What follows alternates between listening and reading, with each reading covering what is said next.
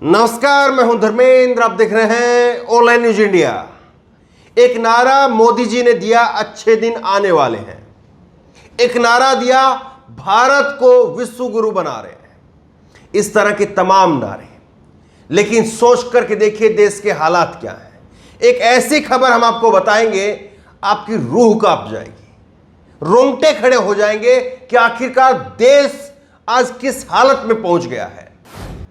दिल्ली के अंदर, राजधानी दिल्ली के अंदर वसंत विहार एक इलाका है और वहां पर एक महिला अपनी दो बेटियों के साथ में वो पूरे घर की जितनी भी दीवार, खिड़कियां, जो भी दरवाजे हैं, उन सब के ऊपर पॉलिथीन लगाती है, उसको टेप से चिपकाती। तस्वीरें आप देखिए, ये एनडीटीवी की तस्वीरें हैं।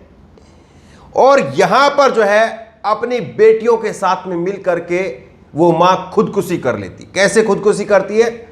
रसोई गैस का सिलेंडर उसको खोल करके रख देती है और 4 अंगीठियां वो जो है वो जला करके रखती है और एक तरह से पूरा घर गैस का चैम्बर बन जाता है। और उसी में तीनों मां बेटियों का, मां और 2 बेटियां उसी में अपना दम तोड़ देती हैं। सोच करके देखिए ये हालात क्यों हो गए और ये हालात हुए क्यों। खबर आप देखिए जरा, ललन टॉप की खबर है। दिल्ली के अंदर कोरोना से पिता की मौत के बाद बिगड़े थे हालात, 2 बेटियों और मां ने कर ली सुसाइड। ऐसे हालात बिगड़े कि महिला ने अपनी बेटियों के साथ में सुसाइड कर लिया। पति पहले ही पिछले साल, 1 साल पहले कोरोना की भेंट चढ़ गया था, कोरोना की वजह से जान चली गई थी। अब हालात ऐसे हो गए थे कि घर में दाना नहीं था खाने का और आखिरकार फिर उन्होंने जो है ये रास्ता चुना। ये खबर जो निकल करके सामने आ रही है और इसमें जो है इसके पति का नाम है उमेश चंद्र श्रीवास्तव। ये जो लगे हुए हैं मीडिया से लेकर के सरकार तक मुसलमानों की चूड़ी टाइट करने में, तो उनको देखना चाहिए असल समस्या देश की मुसलमान नहीं है। मुसलमान की चूड़ी टाइट करने के लिए आपको गद्दी पर नहीं बैठाया। आपको लोगों ने गद्दी पर इसलिए बैठाया था कि आप अच्छे दिन लेकर के आएंगे और जो आप जयकारा लगवाते हैं सब चंगासी, वो दिखाई भी देगा, लेकिन वो दिखाई नहीं दे रहा है। अब देखिए यहां पर किस तरह की चीजें लिख रहा है। न्यूज 18 ने लिखा है इस पर, वसंत विहार आत्महत्या, मां बेटी ने सुसाइड से पहले घर को क्यों बना डाला गैस का चैम्बर। इन्होंने, आप ये देखिए, ये आपके सामने है, आज तक की खबर है। प्लीज रूम में माचिस न जलाएं, घर को गैस चैम्बर बना, मां बेटियों ने किया सुसाइड। और ये नीचे आपको दिख रहा है, ये अंग्रेजी भाषा के अंदर इसमें लिखा है डेडली गैस। इन्होंने बाकायदा अपने जो घर का मेन दरवाजा था जिसको तोड़ करके पुलिस अंदर आई, उसके पीछे लिख दिया था, क्योंकि इनको मालूम था कि जब खोलेंगे नहीं तो आखिरी में अड़ोसी पड़ोसी या कोई और जो है वो पुलिस वालों को बुलाएंगे। पुलिस को बुलाया गया और पुलिस ने जब दरवाजा तोड़ा तब देखा कि उसके पीछे लिखा हुआ है कि यहां पर कोई माचिस लाइटर मत जलाना, पूरे घर में गैस फैली हुई है। वो इतना जो है वो लोगों के लिए सोच रहे थे, लेकिन उनके लिए किसी सरकार ने नहीं सोचा। वो मरते वक्त भी ये सोच रहे थे कि यहां पर जो लोग आएंगे उनके साथ में कुछ दुखद हादसा ना हो जाए, उनको कोई तकलीफ ना पहुंचे, उनको कोई नुकसान ना हो जाए। वो लोगों के लिए इतना सोच रहे थे, लेकिन उनके लिए सरकार ने नहीं सोचा। और आप कहेंगे कि क्यों जबरदस्ती सरकार को ब्लेम कर रहे हैं इस पर। एक होता है नेशनल डिजास्टर मैनेजमेंट एक्ट, और उसके तहत सरकार ने खुद फैसला किया था कोरोना से मरने वाले लोगों को 4 लाख रुपए का मुआवजा देंगे, नेशनल डिजास्टर मैनेजमेंट एक्ट के तहत। लेकिन सरकार ने मुंह फेर लिया। सरकार ने कहा हम कोरोना से मरने वालों को नहीं देंगे, पैसा है ही नहीं हमारे पास। यह सुप्रीम कोर्ट के अंदर कहा सरकार ने। जब मामला सुप्रीम कोर्ट में चला गया कि आप कोरोना से मरने वाले लोगों को, 5 लाख के आसपास लोगों की मौत हुई, WHO कहता है कि सबसे ज्यादा मौतें हुई है। WHO कह रहा है कि करीब 45-46 लाख लोग मर गए हैं। ये लोग कह रहे हैं, मोदी सरकार कह रही है कि 5 लाख लोग मरे हैं। लेकिन 5 लाख लोगों को भी 4 लाख रुपए का जो मुआवजा मिलना था वो नहीं दिया।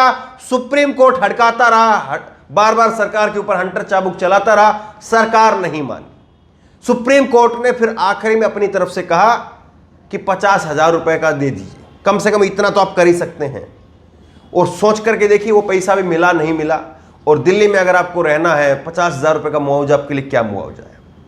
ये सारी चीजें बताने के लिए काफी है कि देश में असल समस्याएं क्या है और देश जो है वो किस ओर धकेला जा रहा है।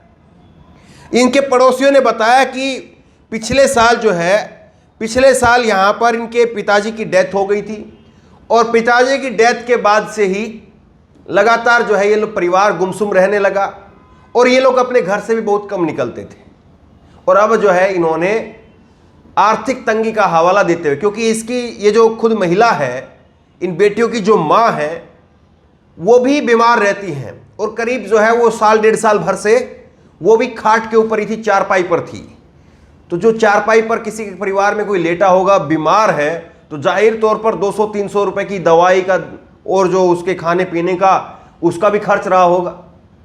तो धीरे धीरे करके परिवार पूरा जो है वो निचड़ गया। और कोरोना में जब पिताजी पीड़ित रहे होंगे, जब उनकी मौत हुई तो उससे पहले उनका भी कुछ न कुछ इलाज कराया होगा, वहां पर भी खर्चा हुआ होगा। 2 बेटियां थीं, उनकी शादी ब्याह की भी चिंता होगी, लेकिन किसी सरकार को चिंता नहीं है, किसी मीडिया को चिंता नहीं है। सोच करके देखिए, अपने परिवार को एक बार उस परिवार की जगह पर रख करके देखिए, अगर अंदर से कलेजा कांप ना जाए तो फिर कहना। सोच करके देखिए, आप कहीं पर बैठे हैं, कहीं बाहर गए हैं पैसा 2 कमाने के लिए और आपके पीछे से आपके परिवार में आपकी माँ या आपकी पत्नी बच्चों को लेकर के इस तरह से आत्महत्या कर ले। और आत्महत्या कोई शौक में नहीं करता है, मजे लेने के लिए कोई नहीं करता। जब पूरा दुखी हो जाता है आदमी, जब उसको कहीं से कोई रास्ता नजर नहीं आता है, तब जाकर के वो उस आखिरी रास्ते पर चढ़ता है। लेकिन सरकार को न जाने कौन सी पट्टी पड़ी हुई है, सरकार न जाने किस मिट्टी की जो है वो बन गई है कि कोई फर्क नहीं पड़ रहा है। और ऐसी खबरें टीवी के अंदर जगह बनाएंगी। क्या कभी इन पर बहस होगी कि साहब आप ये बताइए कि आप कोरोना पीड़ितों को उनको आर्थिक सहायता कब देंगे, वो मुआवजा जो उनका हक है। सरकार खुद कह चुकी, कई बार हम आपको खबर बता चुके हैं, 4 लाख रुपए का मुआवजा खुद सरकार ने कहा था कि हम देंगे। ये मार्च 2020 की बात मैं आपको बता रहा हूं। मार्च 2020 की में अंदर सरकार ने कहा था 4 लाख रुपए देंगे, नहीं दिया। कोर्ट में फटकार लगती रही, नहीं दिया। सोच करके देखिए, अगर कम से कम 4-4 लाख रुपए मिले होते तो इन परिवारों को जो है कुछ तो राहत मिली होती। और फिर वो सरकार कहती है कि हमने ये पेट्रोल डीजल के दाम इसलिए बढ़ाए हुए हैं क्योंकि हमने वैक्सीन लगवाई है और कई सारी स्कीमें चला रहे हैं। 27 लाख करोड़ रुपए, 27 लाख करोड़ रुपए जो है वो सरकार ने पेट्रोल डीजल की एक्साइज ड्यूटी से कमाए हैं। लेकिन जनता को देने के लिए फूटी कौड़ी नहीं है। बड़े बड़े इवेंट होते हैं, यहां जाते हैं वहां जाते हैं, वो सब ऐसे ही जाते हैं क्या? वो ऐसे ही सब कुछ हो जाता है क्या? वो बर्लिन में ऐसी तालियां बजती हैं क्या? वो जापान में ऐसी तालियां बजती हैं? वो ऐसे ही नहीं बजती हैं। उन सब के पीछे आपका और हमारा टैक्स का पैसा लगा हुआ है। लेकिन देखिए कितनी दुर्भाग्य की बात है, इस पर कोई चर्चा नहीं होती है। तो बहरहाल इस वीडियो को, इस खबर को आप उन लोगों के लिए जरूर शेयर कीजिएगा ताकि जिन लोगों ने जान दी है तो कम से कम उन लोगों की आवाज़ वो दूर तक पहुंच सके। इस खबर को ज़्यादा से ज़्यादा शेयर कीजिए और इसी तरह की तमाम खबरों के लिए ऑनलाइन न्यूज़ ने सब्सक्राइब कीजिए। साथ में जो बेल आइकन है घंटी, उसको जरूर दबाइए ताकि जैसे वीडियो अपलोड करें उसकी नोटिफिकेशन आपको तुरंत मिल सके। धन्यवाद।